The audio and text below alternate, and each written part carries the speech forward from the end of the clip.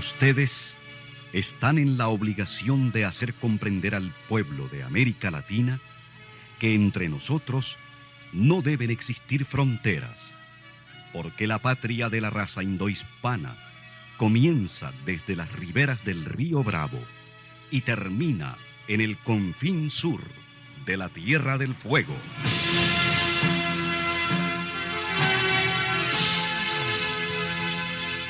Sin fronteras. Un recorrido por los campos sin límites de la información, la música, la cultura, la economía y el deporte.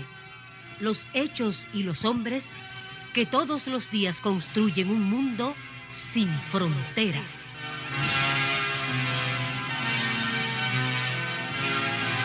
¿Qué tal? Fin de semana bacanal o tranquilo.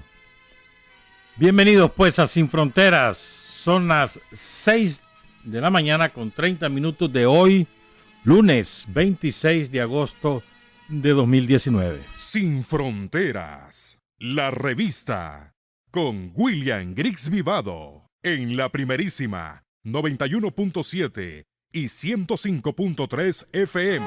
Bueno, se nos pasó una cumpleañera el viernes pasado. La familia lo pidió, pero se nos olvidó. A mí se me olvidó. La compañera Vilma Villegas, que trabaja en la Casa Sandinista de Chichigalpa.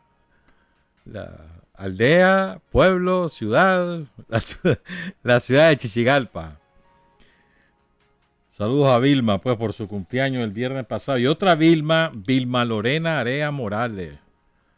Una de esas amigas eternas que uno logra conseguir en la vida, que tiene la dicha de conseguir en la vida.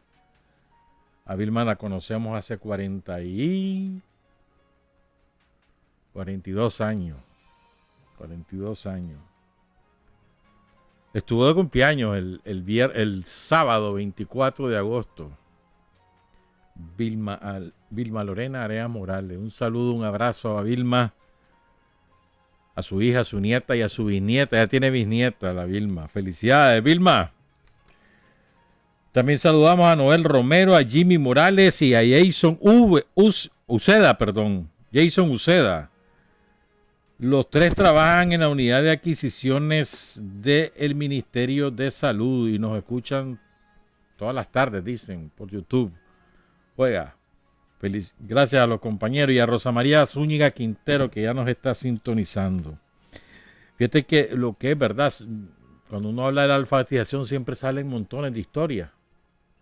Es imposible trasladarlas todas, pero me llama la atención la historia que me cuenta la compañera Nora Navas de las Amandas, el movimiento de mujeres sandinistas Amanda Aguilar.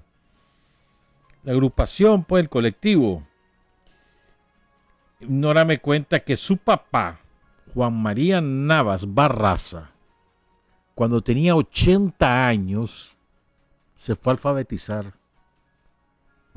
Increíble, ¿verdad? En Ometepe, no se fue se fue a Ometepe a alfabetizar con 80 años. Miren qué bonito eso. Y su mamá, doña Catalina, alfabetizó en su barrio, en Altagracia. También me cuenta Nora, ella era parte de las milicias obreras de la alfabetización. Y había 3 destacamentos de montaña que fueron a aquellos sitios donde no podían enviar a los hipotes del EPA por su juventud y por cuidarlos. Pues entonces ahí metieron a gente voluntaria y combativa, con experiencia.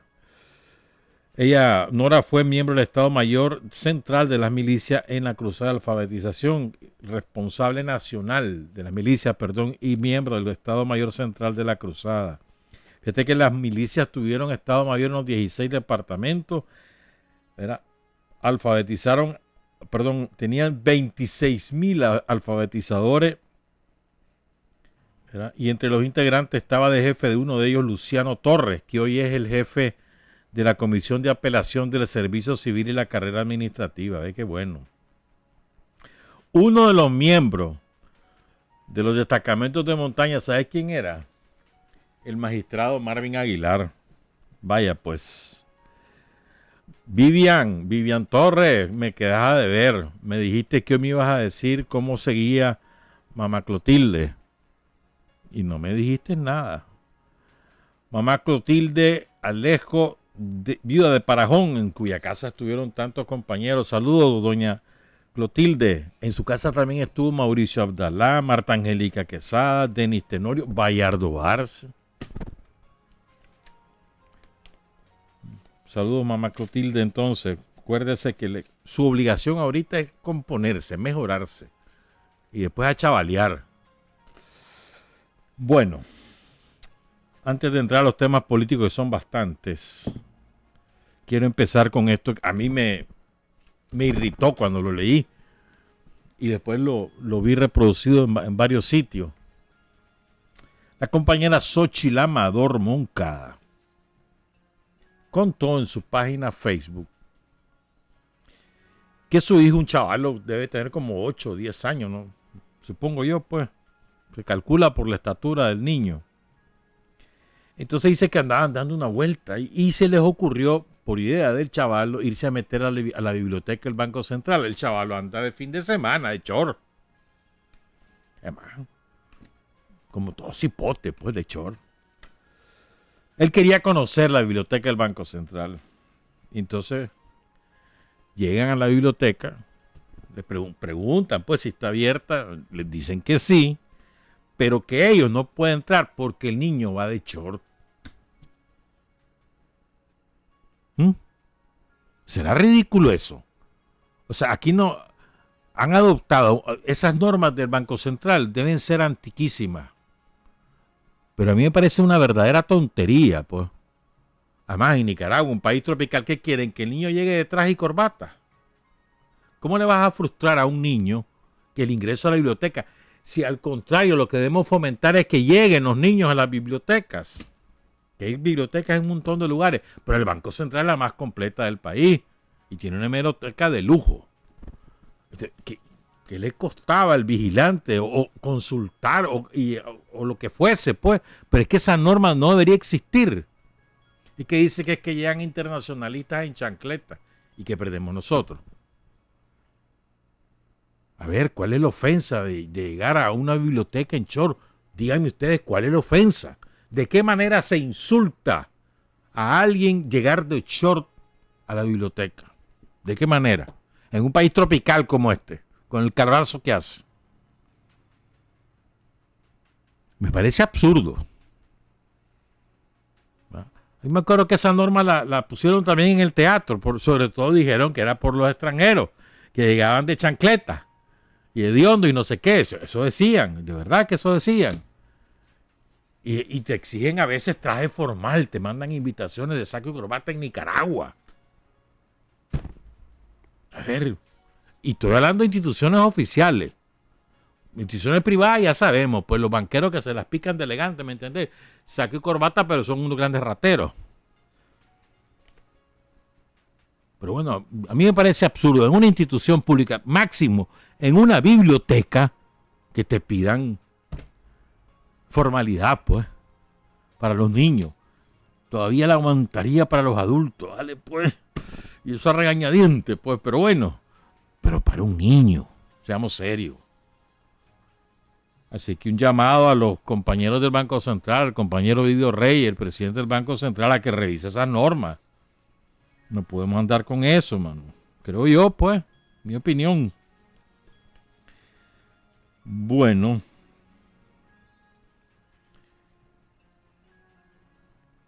Este que hace tiempo quería yo hablar de este tema. Y después lo quiero unir con un par de cositas de este fin de semana. Miren, compañeros, entre nosotros los sandinistas no podemos andar con justificaciones para sacar el hombro y para dejar que los demás vean qué hacen.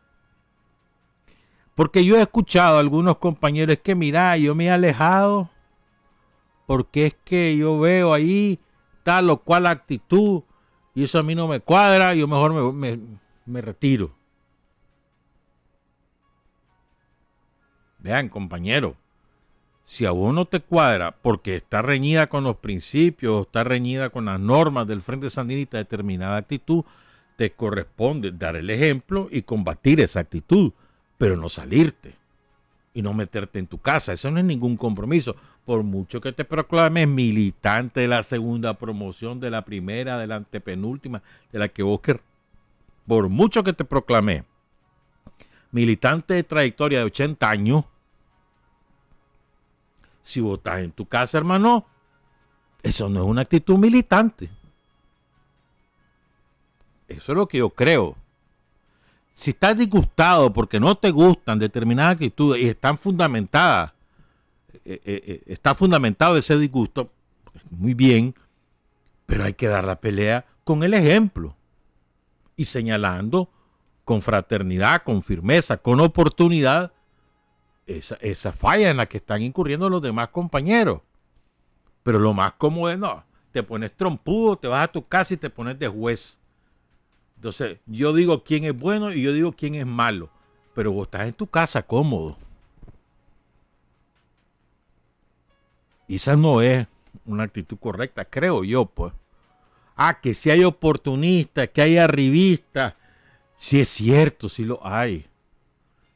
Ahí se cayeron como frutas podridas un montón ahorita en abril, hombre. Y el frente se va depurando solito en la medida que la lucha aprieta, sale lo más frágil. Y se quedan los que de verdad. Además, hay gente que solamente te sirve para votar y ya está bien. Y hasta ahí llega su compromiso, magnífico. ¿Para qué le vamos a pedir más? Si esa es su voluntad, llegar hasta el voto, perfecto, maravilloso. Hay gente que quiere ir un poco más allá, quiere trabajar, digamos, un ejemplo, ¿no?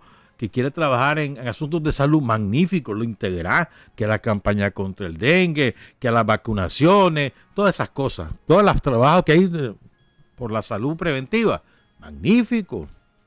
O mira, no, es que a mí lo que me gusta es los chavalos con el béisbol, o con el fútbol, o con el fútbol sala. Perfecto, entre ahí, compañero, ayúdenos, compañera. Pero no quiere pasar ahí porque no le gusta pasar ahí, pues ya está. O sea, porque hay compañeros, hay grados de compromiso. Y hay quienes están comprometidos al 100%. Eso no significa que el que no tiene ese compromiso hay que desecharlo. ¿Por qué? Por eso es que yo digo, o sea, se trata de ir sumando, sumando. Hay otra actitud que a veces a mí me choca, pues. Compañeros que sacan facturas de otros compañeros, facturas de hace como 10, 15 años. Y ahí las están sacando. No, es que ese fulano hace 10 años, no sé qué, que no sé cuánto. Y yo por eso... ¿Quién sos vos para juzgar? Hay que integrar a todo el mundo. El que quiere trabajar con el Frente Sandinista, hay que integrarlo en lo que ese compañero o esa compañera quiera trabajar. No llegan a pedir cargo, porque tampoco es para darles cargo, pues, pero si llegan a sumarse, vámonos. Sí, hombre, si aquí tareas sobran. Ahorita hay un montón de tareas en el territorio, montones hay. Que deporte, que discusión, que la instalación y funcionamiento de las comisiones de reconciliación y paz, que la discusión de la política para reducir la violencia intrafamiliar, sobre todo contra las mujeres, lo del dengue, la masificación del deporte. Hay un montón. Entonces, ahí vamos. Entonces, andamos predicando reconciliación, ¿verdad? Con todo lo que quisieron derrocar al gobierno. Sobre todo a nivel del territorio, pues que por una u X razón se sumaron a determinadas acciones golpistas. Y no podemos hacerlo entre nosotros mismos. Eso me lo decía una compañera este fin de semana. Y yo creo que tiene toda la razón del mundo. Hay esfuerzos que hacen compañeros. Por ejemplo, hay un esfuerzo que están haciendo un grupo de compañeros. A mí me parece muy bonito, pues. Entonces, ellos estuvieron trabajando juntos en la Juventud Sandinista en los años 90. En los 90, no en los 80, en los 90.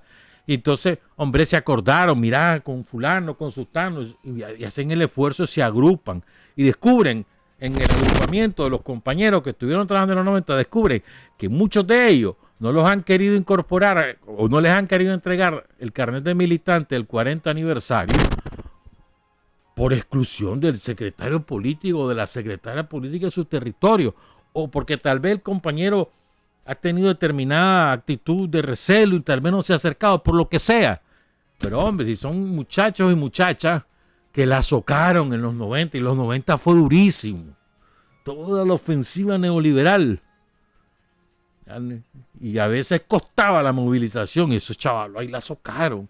Entonces ahí se están agrupando, bonito está eso, se agrupando para reencontrarse entre ellos y fortalecer al frente en el territorio, claro que sí, porque las tareas son con el frente en el territorio. Los agrupamientos son para encontrarse, para recordar, para discutir, para estudiar y para estudiar. Hay que estudiar. No me vengan con el cuento de las escuelas. Hay que estudiar, hay que leer. Hay sobra material de lectura, sobra. Pero me parece muy bonito, pues, o sea, son esfuerzos bonitos que se hacen, como el esfuerzo que están haciendo las compañeras de las Amandas, un esfuerzo que va creciendo, y van integrando a todas las mujeres que estuvieron integradas al Frente Sandinista de los años 60, 70, 80, y poco a poco, y van reconociéndose, reencontrándose, fortaleciéndose mutuamente e integrándose a sus tareas en el territorio. Así es la jugada. Esa es la jugada, como el esfuerzo que ha hecho Pati Calderón y otro grupo de compañeros grandes ahí con la juventud de los 80. Súper bonito. Además, bastante. Bueno, ya no son chavalos, ¿verdad? Pero bueno, son muchísimos. Este fin de semana hubo uno en Chinandega. Estaba hasta la pata ese auditorio. Y son muchachos ya son adultos, pues, que están trabajando en el territorio, pero bueno, se encuentran por la alfabetización, por los cortes de café, por los cortes de algodón, por las movilizaciones de los batallones de reserva o al servicio militar. Natural que se busquen, que se encuentren, que discutan, que se fortalezcan. Bonito eso, muy, muy bonito. Saludamos esos esfuerzos. La Pati Calderón con los 80, Macanche con los 90. Buen esfuerzo. Y la comandante Leticia Herrera, la Vilma de la Rocha, la Glenda Monterrey, la compañera Ana Isabel Morales. Saludos, Ana Isabel, buenos días. La Nora Nava, la Marta Roque, la Nonoya de la comandante Eleonora Rocha. Hay un grupo grande de compañeras que iba creciendo. A mí me parece eso muy bueno, muy bonito. Es mi opinión, pues, más nada. Vamos a hablar de Sandino hoy. Y vamos a hablar también de los gringos. Vamos a hablar de eso. Espérenme, sí. Ya vamos a ir con eso porque son las 6:53. Y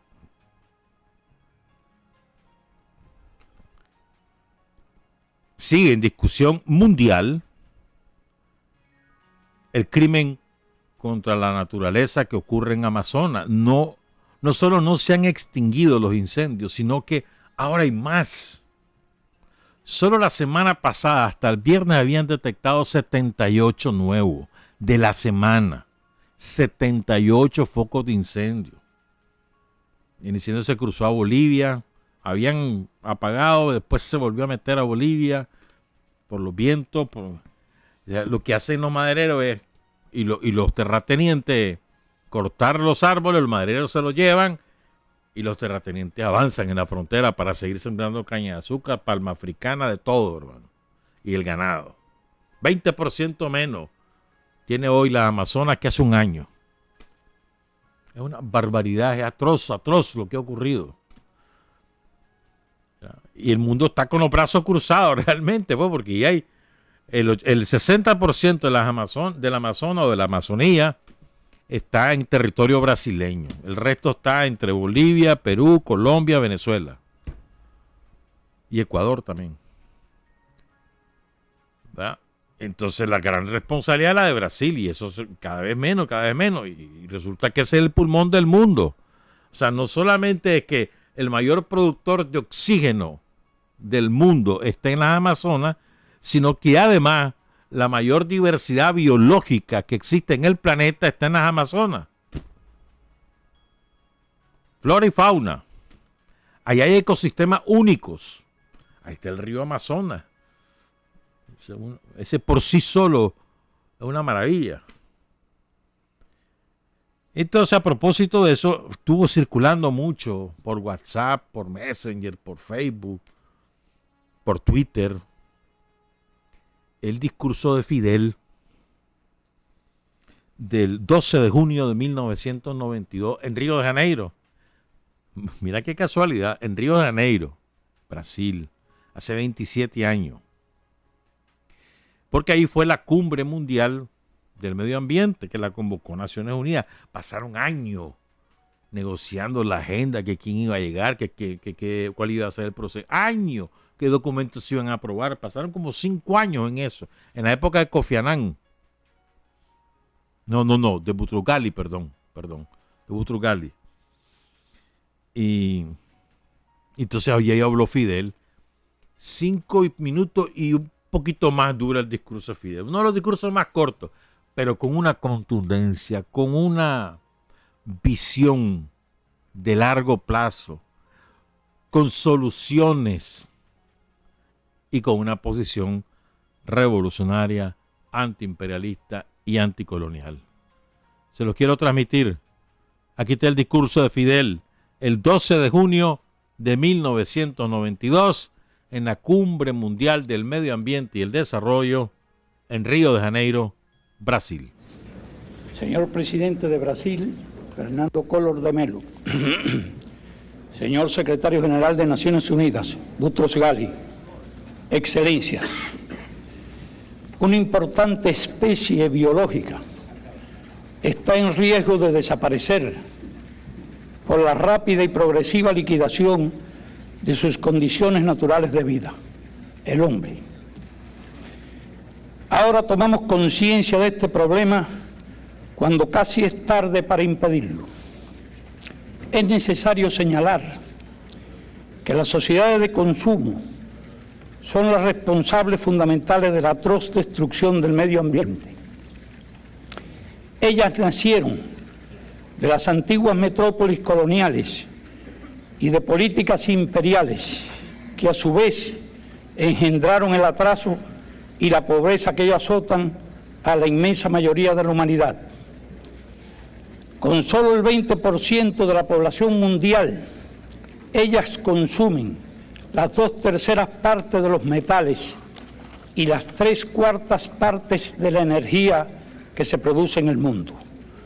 Han envenenado los mares y ríos, han contaminado el aire, han debilitado y perforado la capa de ozono, han saturado la atmósfera de gases que alteran las condiciones climáticas con efectos catastróficos que ya empezamos a padecer.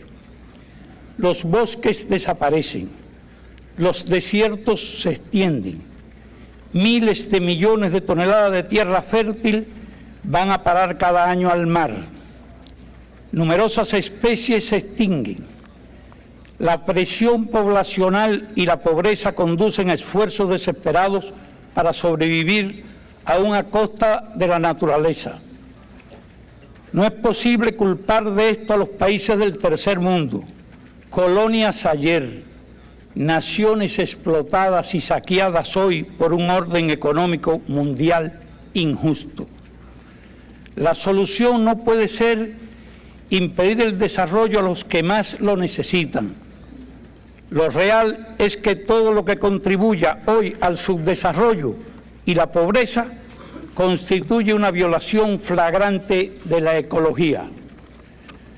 Decenas de millones de hombres, mujeres y niños mueren cada año en el tercer mundo a consecuencia de esto, más que en cada una de las 2 guerras mundiales. El intercambio desigual, el proteccionismo y la deuda externa agreden la ecología y propician la destrucción del medio ambiente. Si se quiere salvar a la humanidad de esa autodestrucción, hay que distribuir mejor las riquezas y las tecnologías disponibles en el planeta. Menos lujo y menos despilfarro en unos pocos países para que haya menos pobreza y menos hambre en gran parte de la tierra. No más transferencias al tercer mundo de estilos de vida y hábitos de consumo que arruinan el medio ambiente. Hágase más racional la vida humana. Aplíquese un orden económico internacional justo. Utilícese toda la ciencia necesaria para el desarrollo sostenido sin contaminación. Páguese la deuda ecológica y no la deuda externa. Desaparezca el hambre y no el hombre. Cuando las supuestas amenazas del comunismo han desaparecido y no quedan ya pretextos para guerras frías, carreras armamentistas y gastos militares, ¿qué es lo que impide dedicar de inmediato esos recursos a promover el desarrollo del tercer mundo y combatir la amenaza de destrucción ecológica del planeta?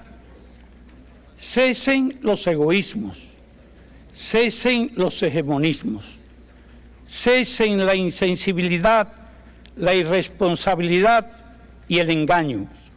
Mañana será demasiado tarde para hacer lo que debimos haber hecho hace mucho tiempo. Gracias.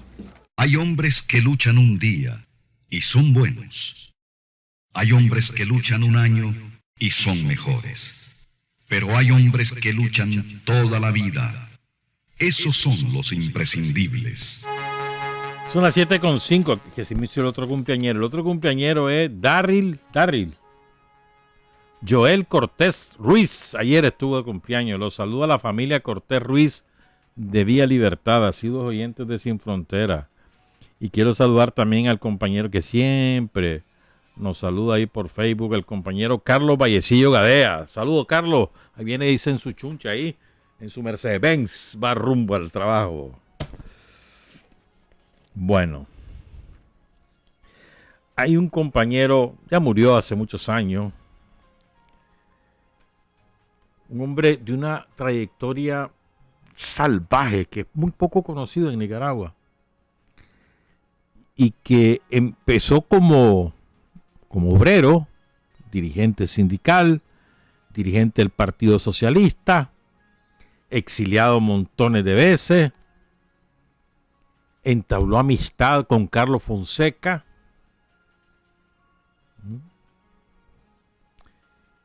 y se dedicó a la solidaridad con el pueblo de Nicaragua, escribió muchos libros, lo exilió Somoza, lo exilió definitivamente como para el 48 por ahí.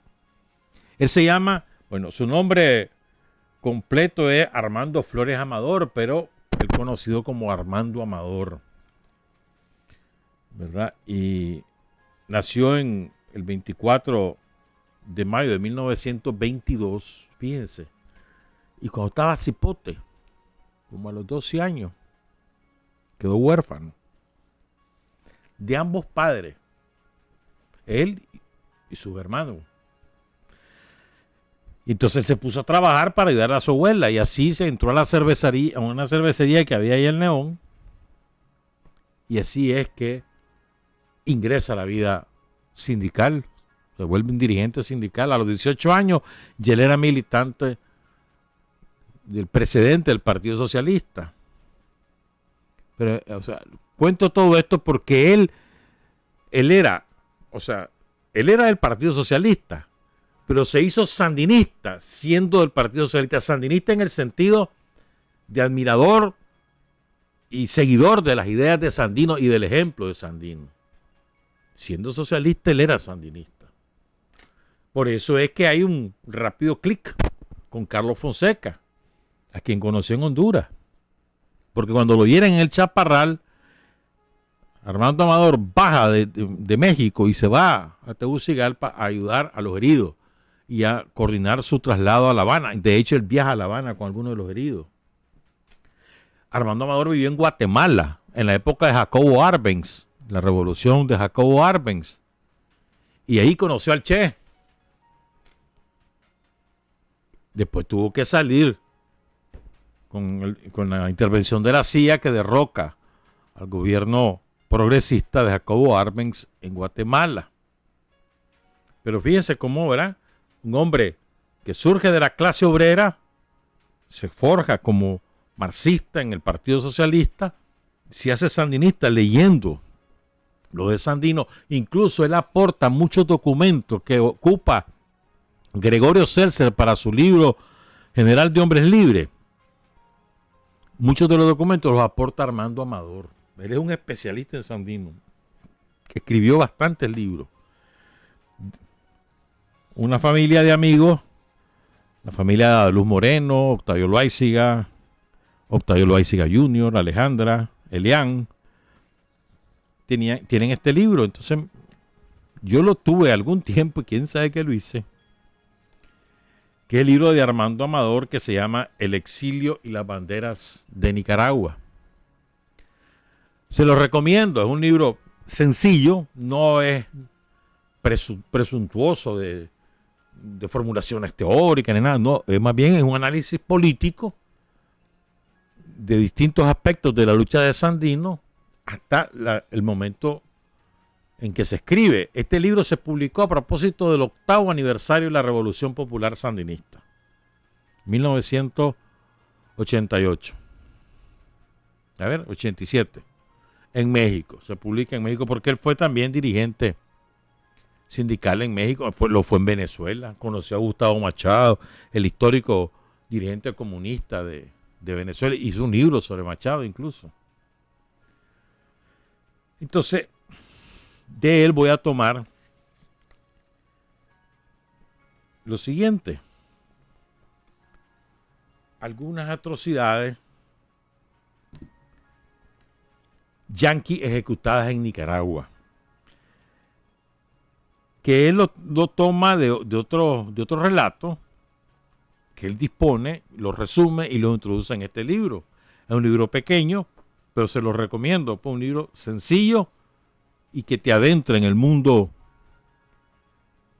de Sandino y en las ideas de la revolución desde entonces, porque va recorriendo distintos periodos históricos hasta la propia revolución. Por cierto, él cita en el libro una cosa que yo me había olvidado, es verdad. ¿Sabes cuánto ofrecía Reagan y la CIA para matar a Daniel Ortega? $5 millones. Lo dijeron los de la CIA. En aquella época, ¿te imaginas cuánto están ofreciendo por matar a Daniel ahorita? Y se andan quejando ahí de que mira cuánto lo cuidan. No, hermano, me vale que lo cuiden 300 si vos querés. En aquella época, $5 millones ofrecía Reagan para asesinar a Daniel. Es como lo que ofrecen por Nicolás Maduro o lo que ofrecían por Fidel. A Fidel casi 700 atentados frustrados que están recopilados, sustentados. Hay un libro incluso que describe los 600 y pico de atentados. ¿Cuánto ofrecerían por matar a Fidel? Si por Daniel era 5 millones, por Fidel deben haber andado por los 10. Porque lo consideraban la cabeza de la revolución del mundo. Bueno, eso también aparece en este libro de Armando Amador. Yo lo conocí en el Nuevo Diario, recuerdo. Un señor alto. Que Armando Amador coincide con Carlos Fonseca en Honduras, después del Chaparral, y luego en Caracas, cuando Silvio Mayorga y Carlos Fonseca acuden al Congreso Universitario Continental. Y ahí se funda uno de los movimientos que después desemboca en el Frente Sandinista. Muy importante. Entonces, después se vuelve a encontrar con Carlos Fonseca de una manera indirecta, porque Carlos le manda un emisario hasta Venezuela con una cartita, con una correspondencia, para que ayude a formar el Comité de Solidaridad con el Frente Sandinista con los intelectuales más destacados de Venezuela, con los cuales Armando Amador tenía sólida amistad, sólidas relaciones políticas y personales. Eso fue en 1975. Carlos Fonseca manda a este compañero en aquella época, cuyo nombre era el seudónimo Mauricio Rodríguez y su nombre real Gerty Levite, que estaba a cargo del trabajo exterior. Él llega a Caracas a contactar a Armando Amador con ese propósito. Les cuento todo eso para que entiendan la solidez de la trayectoria de un hombre como Armando Amador. Escribió bastantes libros. Incluso hay un hijo de él, tiene un blog. No me acuerdo cómo se llama, La Opinión de Armando, algo así. Se llama como él. Donde recopila algunas de las cosas que hizo su papá. Bonito, un blog bonito. Voy a leer entonces, son 3 paginitas nada más. De Armando Amador. Y él lo titula así. Algunas de estas cosas ya se las he contado de otra manera. Pero bueno, él las cuenta aquí y la otra los van a dejar con los pelos de punta. Y por eso lo quiero hacer. ¿Saben por qué? Porque se nos olvida, hombre. Algunos porque no lo conocemos y otros porque se nos olvida que hay un hilo conductor en las atrocidades cometidas el año pasado por la camorra somocista contratada por el COSEP y los gringos. Esa camorra de traidores y de delincuentes contratados heredó directamente de los somocistas los métodos con los cuales atentaron contra la vida de los sandinistas, de civiles, de policías, de soldados. Y los somocistas lo heredaron de los marinos norteamericanos. Hay un hilo conductor. Y me fundamento en los relatos históricos, no lo invento. Entonces, oigan estas barbaridades que hacían los gringos. Son las 7:15. El teniente O.E. Pennington, destacado asesino del Cuerpo de Marinos de los Estados Unidos, durante la ocupación militar en 1931, apareció retratado sosteniendo en sus manos la cabeza de un guerrillero del Ejército Defensor de la Soberanía Nacional, decapitado para producir pánico en las Segovias y ablandar toda la campaña de liberación de los sandinistas en vista de la mayor y más combativa resistencia revolucionaria al dominio imperialista.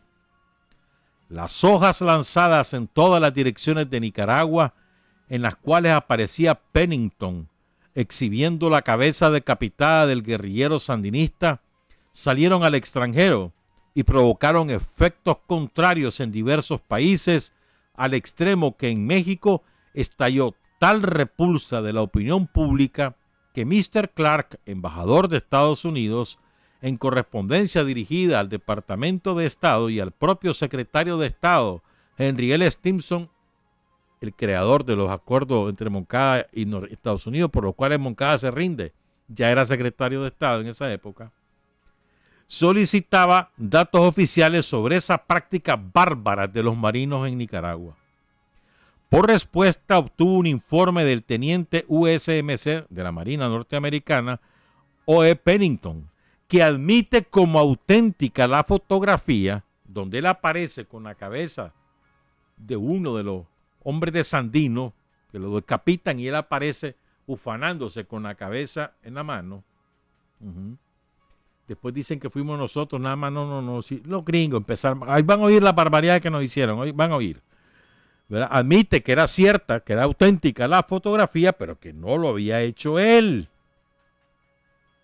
¿Verdad? Dice que esta es una correspondencia oficial del 18 de abril de 1932, comentada cínicamente por Neil Macaulay en la obra Sandino. Esta confesión gráfica de la criminalidad aplicada en Nicaragua por los cuerpos de marinos de Estados Unidos en los años de 1927 a 1932 obligó a la divulgación de los más conocidos crímenes cometidos por los oficiales capitán de la Marina Lenin Puller, comandante de la compañía M, y teniente de la Marina William A. Lee, segundo en mando y comandante interino de esa compañía entre 1931 y 1932. Este William Lee, más conocido como el Carnicero Lee, en la Segovia, desde que arrancó de brazos a la compañera del coronel Santos López a una criatura suya de 5 meses, para luego lanzarla al aire, lanzó a la niña al aire, tenía 5 meses, vos te imaginás, una bebé de 5 meses, ¿qué será del tamaño? Que unos 50 centímetros de largo, ¿verdad? Una criaturita. La lanza al aire el desgraciado para que al caer la niña caiga y se ensarte en la bayoneta. Así de horrible. Eso ya se los había contado. ¿Verdad? Y entonces, claro, al caer la bebé sobre la bayoneta queda descuartizado el cuerpecito. Y la madre viendo lo que está haciendo el maldito. O sea, todo esto fue delante de la madre, de la compañera del coronel Santos López, que en ese momento el coronel tendría que 13, como 18 años. A lo sumo. 17, 18 años. Entonces la madre de la niña vio cómo ese desgraciado asesina a su hija. Enloqueció. La metieron presa, pero enloqueció. Y murió enloquecida. Del dolor. Cualquiera, ¿verdad? Y no crean que fue el único caso. Ahí les voy a contar otro. Pero bueno, además de Pennington, Puller y Lee, lograron notoriedad por sus crueldades cometidas en los años de la ocupación militar otros jefes de los cuerpos de marinos estadounidenses, como McDonald, Philippon, Bruce, Stewart y Stevens, entre los más sanguinarios.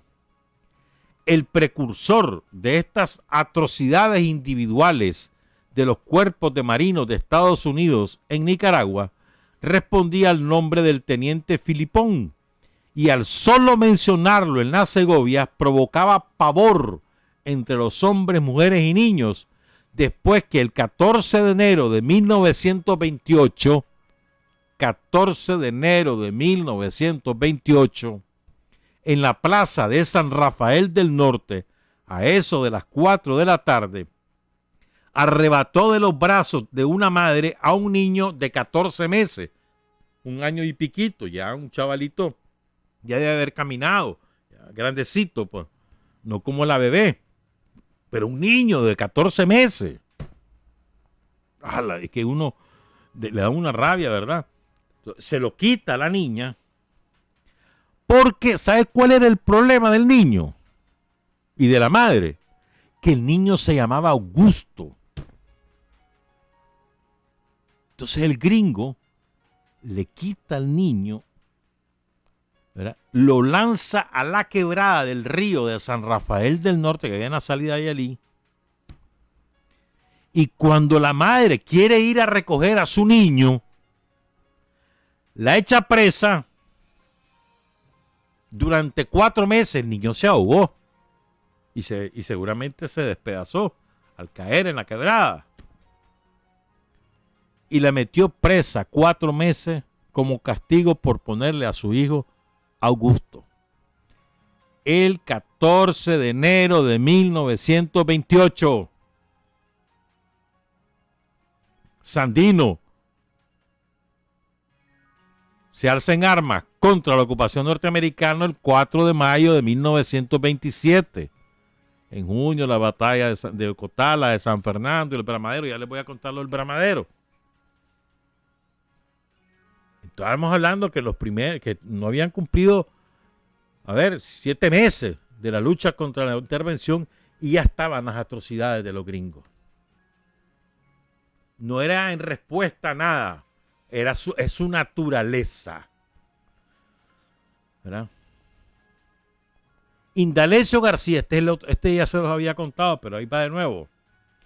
Indalecio García, campesino de 80 años, vivía en su finquita de Quebrada Rica, en la ronda de San Rafael del Norte, unido a su anciana esposa y rodeado de sus nietos. Un día salió a la montaña a cazar y buscar frutas para sus alimentos y para la familia. Al regresar de cazar y buscar fruta, pongan cuidado, en Quebrada Rica, cerca de ahí de San Rafael del Norte, regresa a su choza. Lo están esperando sus nietos y su esposa. Él tiene 80 años, 80. Se lo topa un gringo, la patrulla de Lewis Puller, del capitán. Cuando ven al campesino Indalecio García, le dispara y lo hiere. A propósito, solo lo hirió para interrogarlo. ¿Y vos qué andas haciendo? Digo, ya sabes como gringo. ¿Qué andas haciendo por aquí? Que ya me imagino ese maldito. Es que, bueno, imagínenselo ustedes, pues. Vale, pues. García dijo la verdad, que andaba en su quehacer, andaba cazando y buscando frutas para el alimento.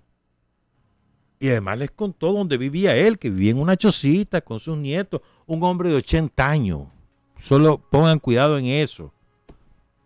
Entonces los gringos, la patrulla se lleva al viejito a la casa donde él decía que vivía, donde efectivamente vivía, pero 20 varas antes de llegar a la choza, 20 varas antes de llegar a la choza, ametrallan la choza. ¿Ya? Todo, imagínate todos esos gringos desalmados, desahogando sus ametralladoras, sus fusiles contra una choza. No habían recibido ni un disparo ni nada. Lo hacen preventivamente. Cuando ya termina la balacera, se cansaron de disparar, se asoman a la choza y encuentran a la esposa de don Indalecio, debió haber tenido unos 60 años,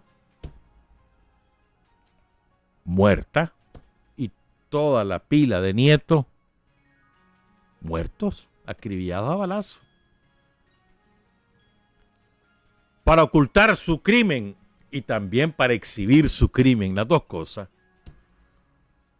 amarraron a un horcón a don Indalecio, no lo matan, lo amarran, está herido, tiene 80 años, y le prendieron fuego a la choza y a don Indalecio. Así terminó la vida de toda una familia, explica uno de los hijos de Indalecio García, que estuvo oculto ante aquella masacre y desde entonces empuñó el fusil y estuvo unido en las filas del Ejército Defensor de la Soberanía Nacional para vengar las vidas de sus seres más queridos y adoptar al general Sandino como un padre.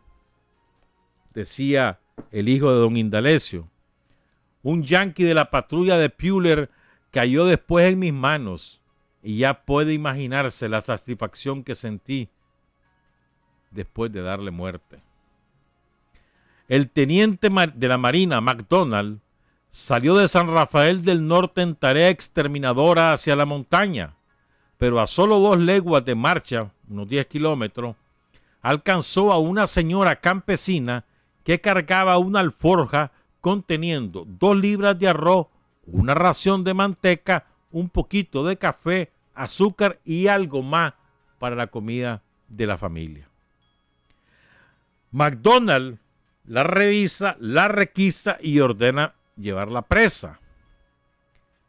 Y la amarran a una puerta de su casa donde estaba la familia y los queman vivos a todos para dar escarmiento a los campesinos de que no anden colaborando con los guerrilleros de Sandino.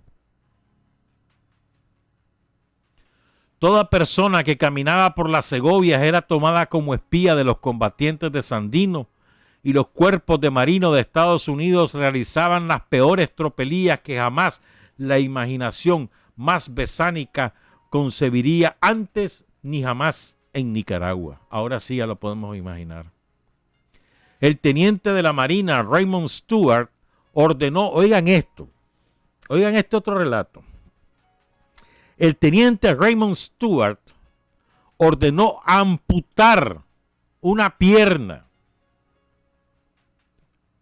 amputársela de un machetazo. No crean que fue que lo metieron en un quirófano y vino un cirujano y se la amputó. No, de un machetazo. Ordena que le corten la pierna a Félix Pedro Herrera como castigo porque era sandinista y había sido capturado después de los combates de San Rafael del Norte en agosto de 1930. Además de recibir puñaladas en distintas partes del cuerpo, lo condenaron a 25 años de prisión en la cárcel de Jinotega. Ese mismo criminal, Raymond Stewart, capturó personalmente al joven obrero Eduardo Centeno en la población La Concordia porque consideraba que servía al ejército de Sandino, y una vez en sus manos, fuera del vecindario, lo amarró a un árbol, le puso una ametralladora, imaginen a dónde,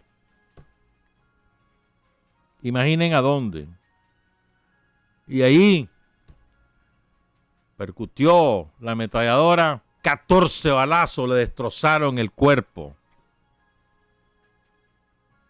Una vez que queda muerto y despedazado, con su bayoneta, le cortó las 2 orejas y la amarró al caballo que Centeno cabalgaba. Y así lo fue a exhibir a la Concordia. El capitán Lewis Puller, comandante de la compañía M de los marinos en Nicaragua, estaba asociado al borracho y jugador guarda-almacén del cuartel en San Rafael del Norte. Ocurre que aquel guarda-almacén, a causa de pérdidas de juegos de dado, muy borracho, vendió 10 pistolas a un traficante de armas. Cuando se recuperó de la borrachera al día siguiente, se lo fue a confesar a Puller, quien planeó una salida simulando una operación de venta al intérprete de la Guardia Nacional, Francisco Toledo, a base de la oferta de obtener 10 pistolas yanquis por solo $5. O sea, le ponen una trampa al intérprete de él, que era un guardia, Francisco Toledo.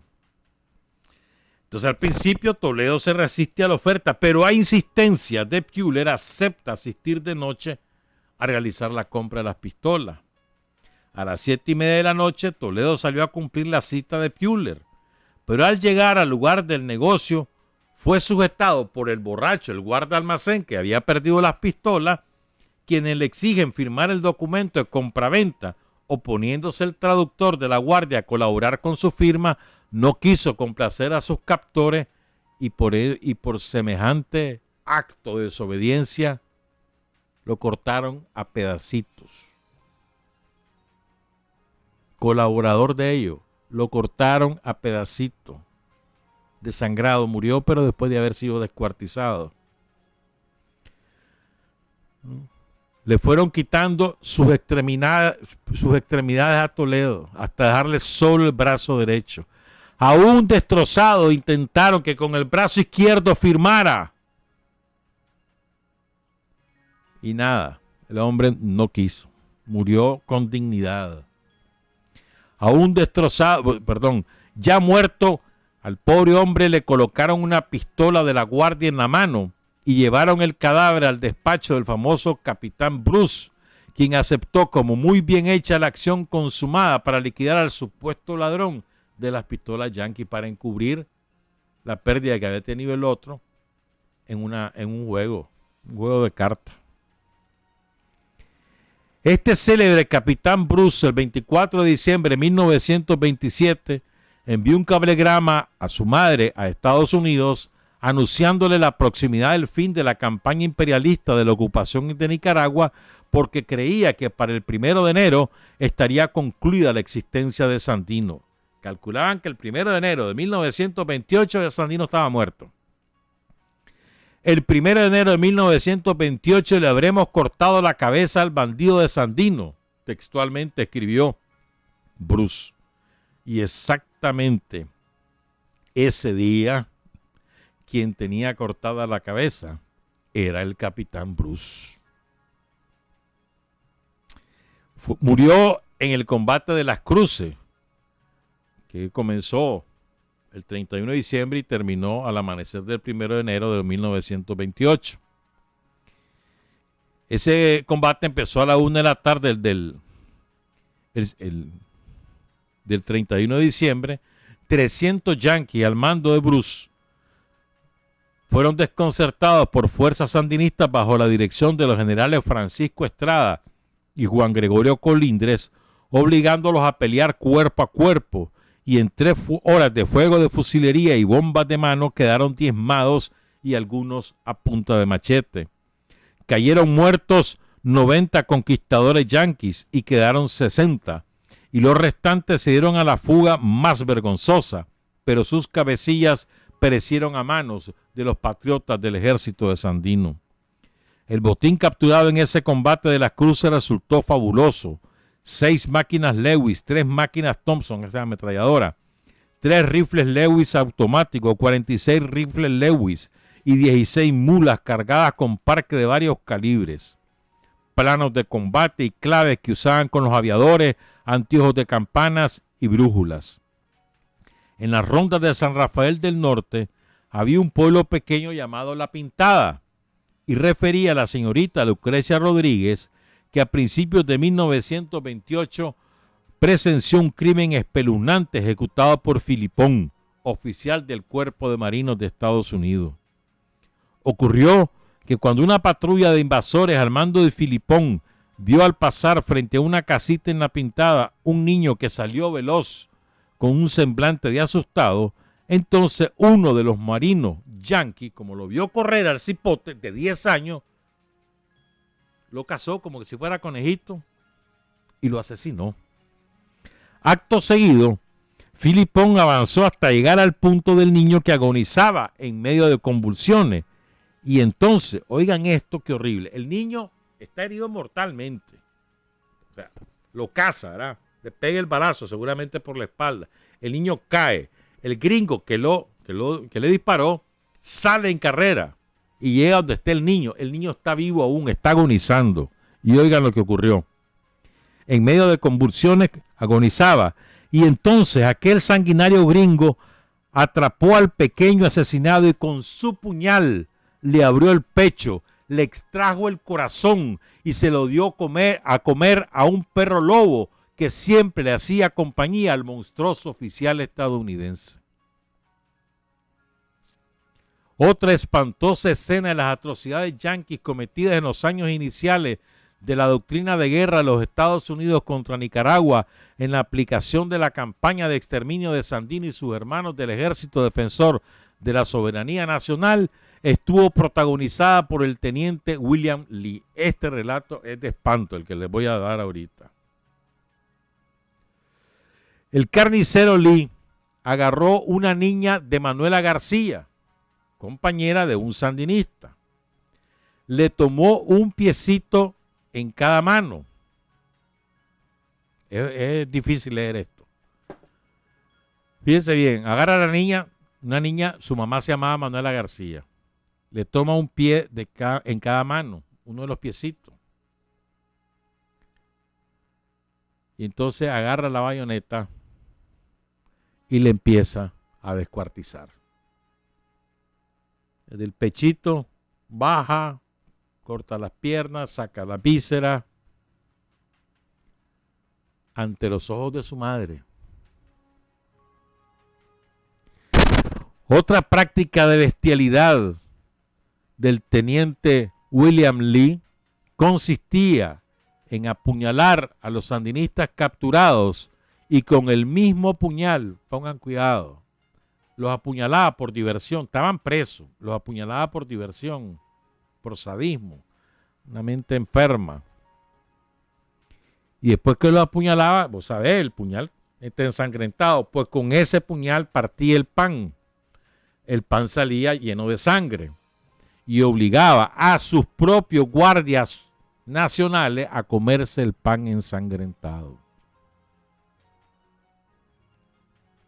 El 5 de junio de 1929, los marinos yanquis realizaron una macabra hazaña al profanar tumbas y derribar cruces del cementerio de Managua. el cementerio de San Pedro, acompañados de prostitutas borrachas para hacer el amor sobre las tumbas del cementerio de San Pedro. Eso es famosísimo, eso. Estas y otras atrocidades ejecutadas por los yanquis en Nicaragua de 1926 a 1932 están ampliamente referidas por Gustavo Alemán Bolaños en Sandino el Libertador, biografía del héroe centroamericano. Y también en otra que se llama Sandino, de un gringo que se llama Neil Macaulay, editado en Costa Rica. Ahora quiero leerles algo diferente sobre Sandino. Son las 7:39, a ver si me da tiempo, creo que sí. Este es el famoso combate del Bramadero. ¿Qué ocurre después de esas atrocidades? O sea, ya los gringos han sembrado el terror en todas las montañas segovianas y en Jinotega. El terror a punta de ese tipo de asesinato. Imaginen ustedes la reacción del campesinado que está incorporado a la fila de Sandino. O sea, Sandino en los primeros meses de campaña, después de que tomó Cotal, después que lo derrotan en San Fernando, y que la Guardia y los marinos llegan a arrasar después del combate donde cae Miguel Ángel Ortega, después, todos esos campesinos se sumaron al ejército de Sandino porque no quedaba de otra. Era la única manera de defenderse por estas atrocidades que hacían los marinos gringos. Entonces ya llegaba como 800 hombres Sandino. Más. Entonces solo imaginen el impacto entre los soldados de Sandino de todas estas atrocidades y el impacto en la población campesina donde se movían la guerrilla de Sandino. Entonces oigan lo que pasó en el Bramadero. ¿Ah? Usted lo cuenta Maraboto, Emigdio Maraboto, un mexicano muy amigo de Sandino que lo recibió cuando estuvo Sandino en Veracruz al salir a buscar armas. Dice Maraboto: Sandino mantiene en su ejército la más completa disciplina. Un coronel muy estimado suyo, Antonio Galeana, valiente y leal, fue encomendado para hacerse cargo de la jefatura de una plaza. Cometió algunos abusos porque se emborrachó y violó a una doncella. Fue ejecutado sumariamente. Nosotros respetamos las mujeres y todas las propiedades, dice Sandino. Los ladrones son los yanquis. A mediados de febrero de 1928, en Managua, el obispo de ese lugar, Monseñor Lescano, bendijo las armas de los yanquis que salían en batallón flamantísimo a combatir y acabar con el bandido Sandino. Las tropas yanquis bendecidas por el obispo de Managua en febrero de 1928. ¿Estamos? Bueno, el primer acto de los bandidos, ellos que eran los bandidos, de los criminales gringos, cuando llegan a los territorios donde opera Sandino, el primer acto fue saquear la iglesia de Yalí, de donde se llevaron todo, incluso un incensario de oro. Siguieron su marcha hasta llegar al Bramadero. Eran más o menos 800 soldados gringos. 800. Y Sandino lo narra así. Oigan, esta narración de Sandino es fuerte, es fuerte. Dice Sandino: fue el 27 de febrero. Ya nosotros conocíamos la táctica yanqui. Le dimos por su juego. Emplazamos una gran cantidad de ametralladoras en lugares estratégicos y esperamos. La brigada completa de los marinos se colocó en el sitio deseado. En un momento dado, relata Sandino, nuestras máquinas de guerra trepidaron y funcionaron admirablemente hasta fundirse al calor. Dispararon y fue tanta la cantidad de disparos que se fundieron. Y dice Sandino, los yanquis pobrecitos caían como chapulines. Fue la matanza más grande que he visto en mi vida. Desesperados, disparaban al azar, a lo loco, trepaban a los árboles para caer perforados por los balines de las ametralladoras. Se lanzaban al ataque de donde partían los fuegos y no lograban llegar. Iban a pecho descubierto y ofrecían un blanco admirable a nuestras balas. Sus benditas armas, las benditas armas por el obispo de Managua, no les sirvieron para nada. Huyeron en dispersión. El triunfo nuestro fue enorme.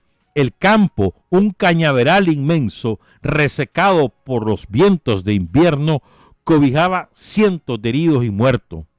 Por los 4 costados se prendió fuego a las hojas secas. Era preciso acabar con aquella alimaña. Las llamas se alzaron pronto, avivadas por el aire. El olor a carne quemada se esparció en el espacio. La libertad prendía la antorcha humana que alumbrará al mando. Pero Sandino fue generoso. Era crueldad inaudita quemar vivos a los heridos, imposibilitados de moverse. Cierto que eran los violadores de las mujeres nicaragüenses, los invasores, los ladrones de sus objetos sagrados en los templos, pero eran hombres. Son mis hermanos, dijo el guerrillero. Y el héroe agigantó su talla. Mandó a apagar los fuegos en el cañaveral y a recoger los heridos. Antes de retirarse del bramadero, Sandino recogió un botín de guerra magnífico. 5 rifles automáticos, una ametralladora Lewis y una Colt. Gran número de pistolas Thompson y cartuchos en cantidad enorme. Además recogió el incenciario de oro robado en la iglesia de Yalí, que fue entregado a los vecinos más caracterizados del bramadero para ser devuelto a su lugar de origen. Todo el año 1928 se ha combatido en Nicaragua. Todavía en abril de ese año la lucha seguía encarnizada. Sandino tuvo que salir de Nicaragua por razones que más adelante daré a conocer, dice Maraboto, pero continúa en pie el general Francisco Estrada. Continúo con otro. Lo último, el panteón de los aviadores. Sandino pierde a sus prisioneros. Es una necesidad de la guerra. Por otra parte, hace lo mismo que harían con él si cayese prisionero. Pero los aviadores que han caído bajo las balas de los libertadores les tiene un panteón especial y en cajitas de hojalata y madera conserva sus restos mortales para entregarlos alguna vez a sus familiares. Igual hace con los restos de los jefes de alta graduación norteamericanos que han sido muertos. Las cajas tienen un rótulo con el nombre del muerto al que pertenecen. Siempre se les identifica por los papeles que llevan en la bolsa. Cuando llegue el momento, contaba Sandino, al que esto escribe Emilio Maraboto, yo entregaré a los familiares de los americanos muertos en Nicaragua los restos de sus deudos.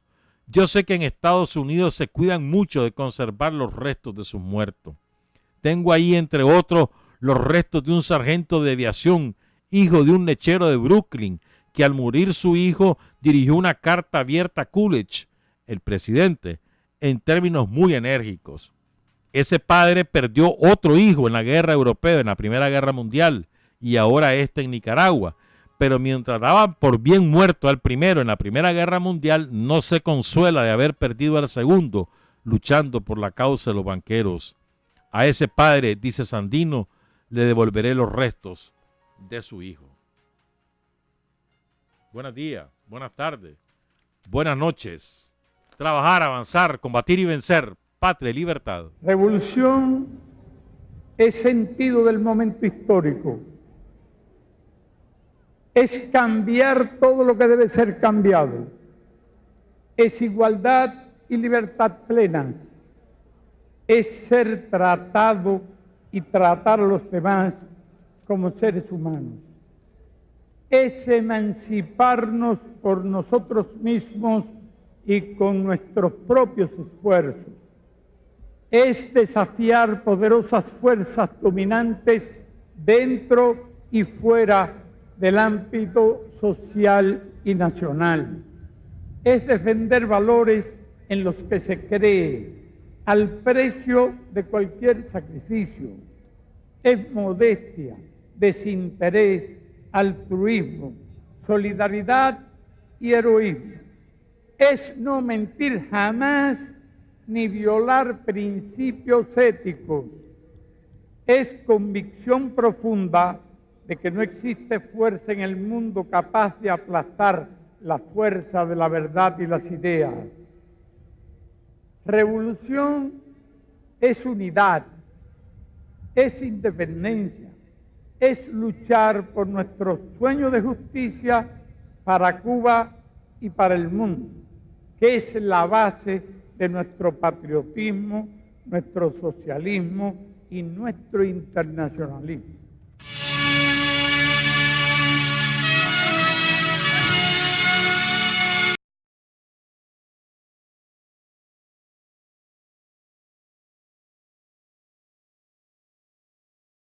Usted y nosotros hemos recorrido el mundo sin fronteras.